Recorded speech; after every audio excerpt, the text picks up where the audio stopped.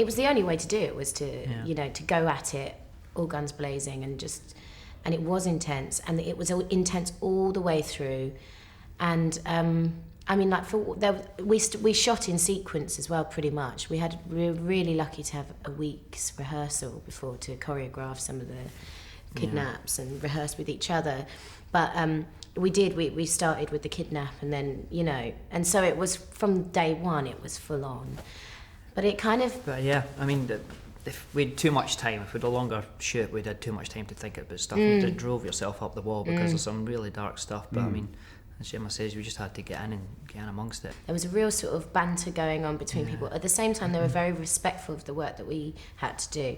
But I think all three of us, we aren't the sort of actors, and Eddie, I think, as well, aren't the sort of actors that will go away into our, you know, thing and you know, and make it awkward for everyone. I think everybody, that intense environment was there anyway. So if in any way that we could diffuse that, we would, by, you know, making a joke or being silly, or, you know. When everybody found like a quiet spot, and everybody knew when everybody had to have a bit of quiet time. Everybody was really respectful, because it's hard, I hate when, I mean, it's everybody just kind of stayed out of the way. It was a very respectful place. I think it all came from as well as when the script is brilliant, everybody on set was really passionate about making the film and really invested in it.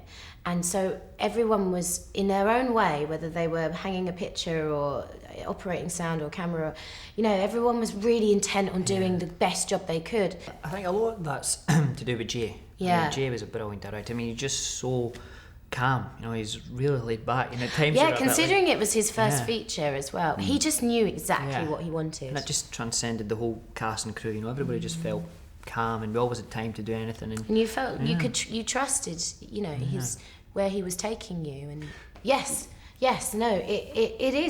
completely different. And you know, for me, I felt like I needed to quench something after doing, you know, even though those films are they're completely, it's like what you imagine you'd do when you're a little kid actor, you know, you run around with swords and things, and it's a different experience. But this was like the base of what I need. It's like when I go and do theatre as well, it's like, this is it, this is this do or die, you know, get it right, and you have to draw on things that you wouldn't need to draw on in those films. And I think for me it was like I really needed to do that.